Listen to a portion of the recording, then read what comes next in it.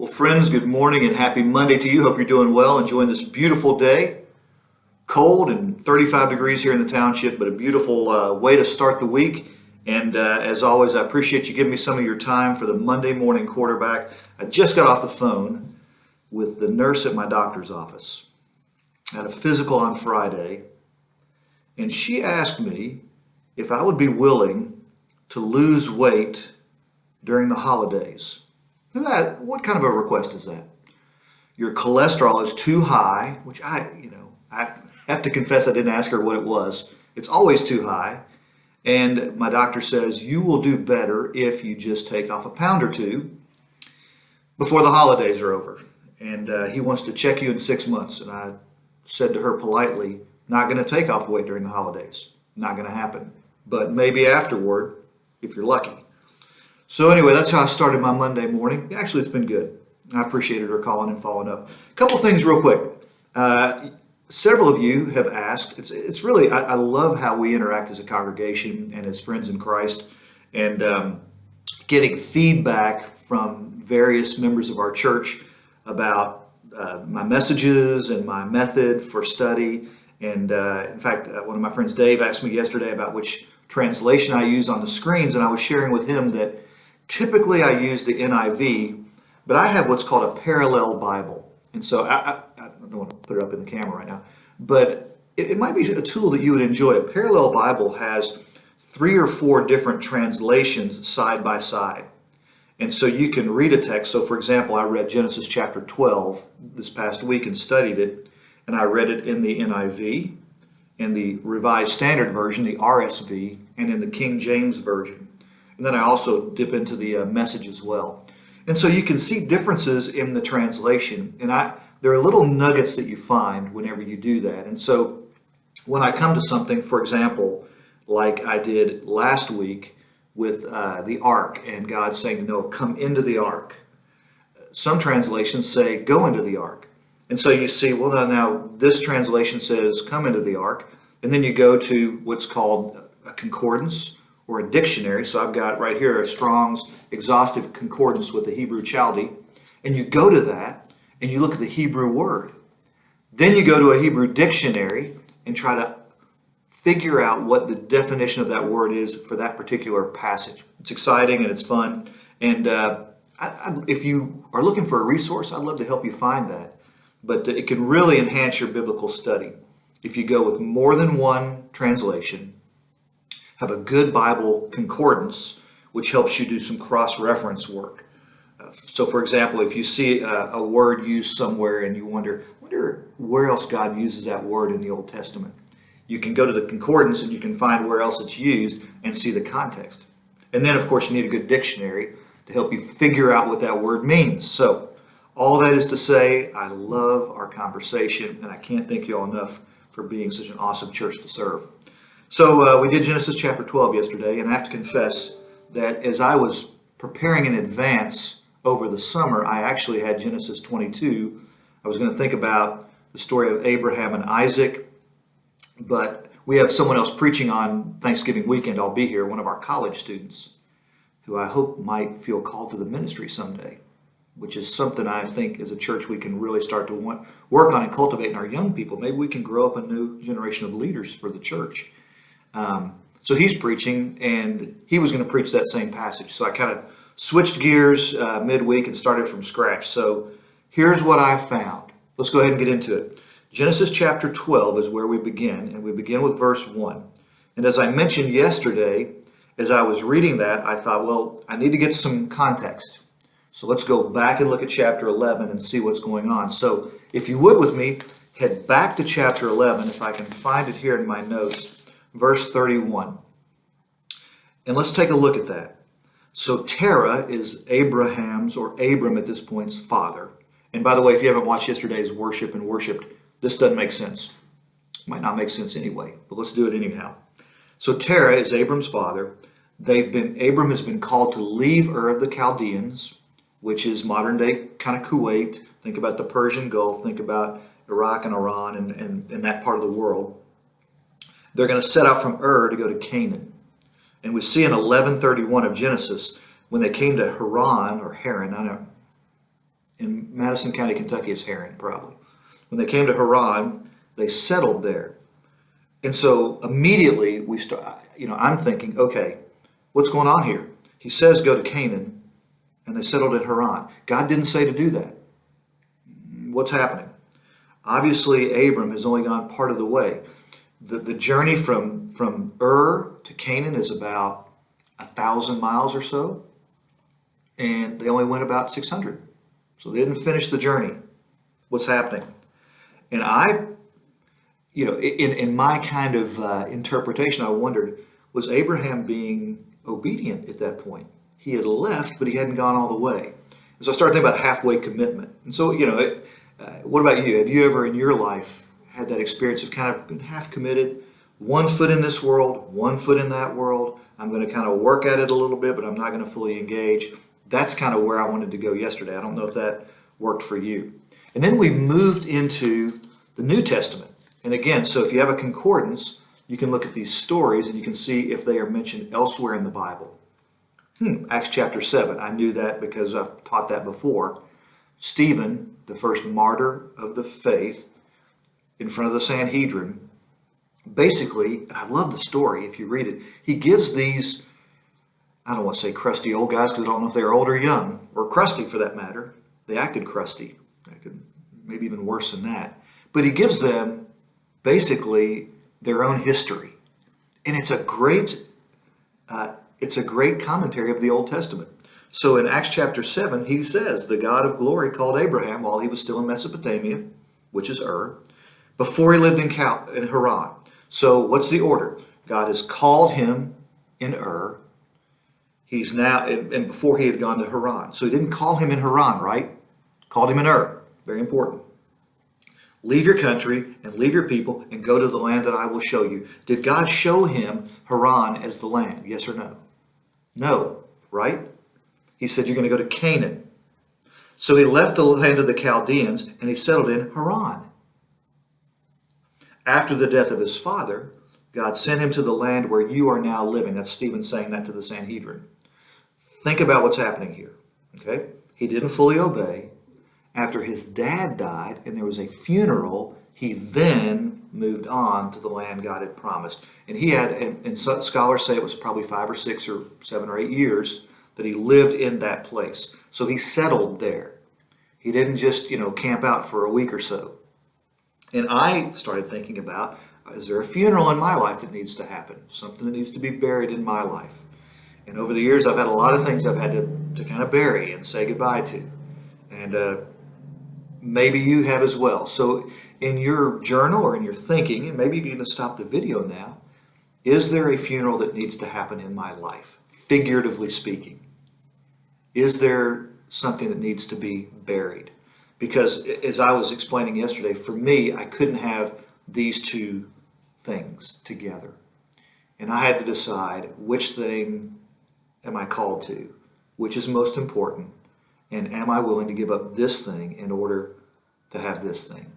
And it was really tough. I mean, I was laughing about it and talking about college football. Hey, when you love something as much as I love college football, to say I'm not going to go to games anymore and tailgate after doing that my whole adult life, that was no fun to do. But anyway, God's been good. All right, Genesis chapter 12. We're moving into the next verse. Well, actually, let's stick with verse 1. So the Lord said to Abram, and you have this in front of you, okay? Get out of your country. Now that's, some translations say go. The King James Version said get out. So I'm looking at the parallel Bible thinking, okay, which is it? And it's an emphatic go or get out. And I just love to get out. So I'm like, let's go with that. And I didn't make that up, by the way. It's in the King James Version. Get out of your country, from your family and from your father's house to the land that I will show you. Important, I think, to get here is he doesn't tell him where he's going. He doesn't give him a roadmap. I was just on Google Maps a minute ago. I'm going to go visit one of our church members who's over in Withamsville, and I got a map. That's how I'm going to get there. It's a 25-mile drive. Okay, we're good. He's not getting that at all. Essentially, God says, I'm just going to show you. John Calvin said, close your eyes and take my hand. That's what God says to Abram. And so it makes me wonder, for my life, am I being nudged in a certain direction and God's just saying, close your eyes and follow me? Close your eyes and take my hand. What about you?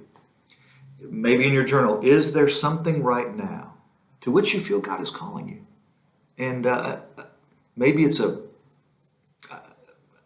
kind of sacrificial giving, some kind of act of agape love, whatever that might be. Maybe it's getting involved in some type of ministry. Maybe there's somebody in your neighborhood that God is saying you need to really kind of lean into that person and help that person. Maybe it's something at work. Maybe it's leadership. Maybe it's giving. I don't know what that is. But maybe God, through reading His Word, prayer, worship, because during worship God addresses us, talks to us. Or maybe it's from a faithful friend who kind of nudges you in a certain direction by the power of the Holy Spirit. But that's what's going on with Abram, and maybe that's going on with you as well. Verses 2 and 3. Go ahead and stop the video and read those now if you would, please. All right, start me back up. Interesting promises being made here. Serious promises. I underlined I will 3 times. What's God saying to Abram? I will make you a great nation. I will bless you and make your name great. And you shall be a blessing. Very important. I'm not going to make your name great so that you're great. No, I'm going to make your name great so that you will be a blessing to other people. Bear that in mind. I think that's the way God works. When God blesses you and when He blesses me, He always does so, I believe. I hate to say always. Almost always blesses us so that we in turn can be His blessing in someone else's life. Financial blessings that you might experience, gifts and talents that you might experience, all those things coming into your life, what are they there for? So that you can count your money and I can count my money, or I can look in the mirror and talk about how wonderful I am, or you can do the same? No. He gives us these things for His purpose. I'll make you a blessing. I will bless those who bless you. I'll curse those who curse you. And in you all the families of the earth will be blessed. So God is blessing others through Abram here. On whose performance do these blessings depend? God's. Abram has already proven himself to be fallible and flawed. He didn't go immediately as God instructed him. He's just human like you and me. He's not Superman.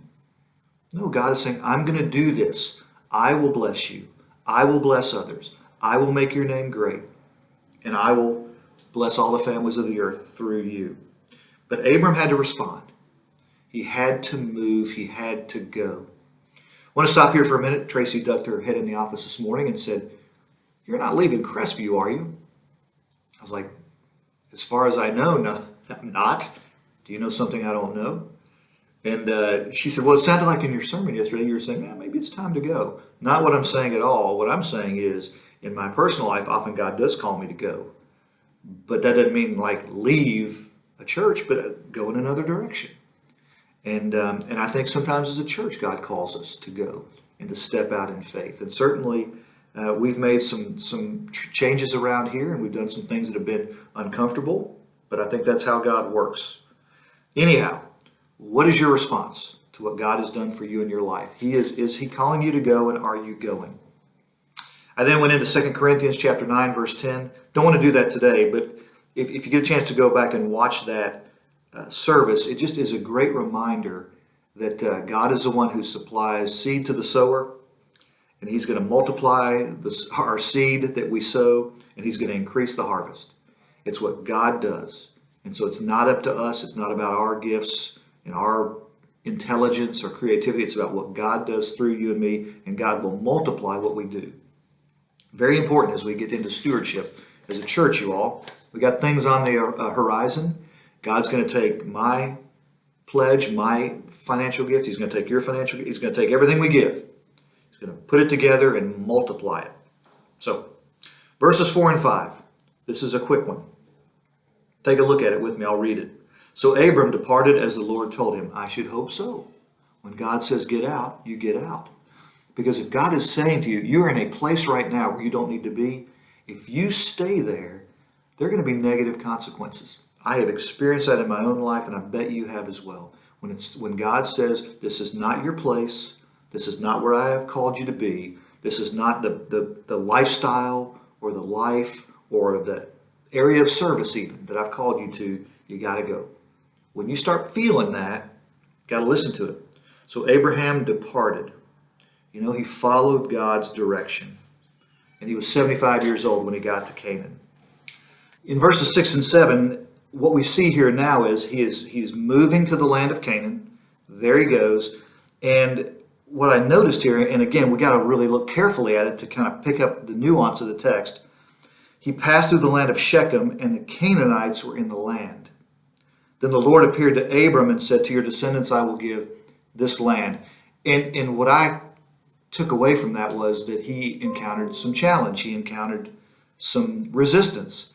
The Canaanites who are in the land aren't going to say, you guys just come on in and take it. You can have it. You can have the fields. You can have in fact, you just take the crops that are in the fields. And you can have our flocks as well. You can have the best land along the Jordan. You can enjoy the beautiful vistas and views looking over the Mediterranean. All that is yours. You just have a great time. No, it's not the way it works. He had some resistance, some challenge that he had to experience. And we then made the leap to thinking about our own lives. When you and I are walking with him and following his nudge, let's not expect it to be easy. Let's not expect it to always work out smoothly just the way we want it. In the midst of everything, there's going to be challenge. And we can't stop. Just because, and let's just think kind of globally about this. Just because you and I are doing what God has called us to do doesn't mean God is going to make it simple or easy. I mean, in my life, what I've found is often the things that we have to really, really work hard on are worth it. And that's what God has called us to. It's not always going to be so smooth and easy. And so he encounters this resistance. And then I skipped ahead to Genesis chapter 21. No need to read this. What we see is what ultimately happens is that God makes good on his promise in verses 1 and 2. She conceives a son, Isaac, and they are living in the land that God has promised. It is a story of how God calls us to a certain life. We respond. Often we have to say goodbye to certain things and bury certain things in our lives. As we follow that nudge, it's not always going to be easy, but ultimately God is going to make good on his promise. There you go. Hey, I hope that you're doing well. I might share this on my Facebook page just to get some more reaction, but any reactions I'd be happy to respond to. Remember, Parallel Bible Concordance and a good dictionary, good Bible dictionary. I can help you with that. So you take good care. Hey, this week we're going to be in, you can tell I haven't worked on it yet, 2 Samuel 7. Oh yeah, we talk about David. We don't talk about him much. I'm actually thinking about doing an entire series on his life in 2023. So if that sounds good to you, let me know. Or if it sounds bad to you, keep it to yourself. No, let me know that too. Hey, you take good care, and I am gone for now. So bye for now.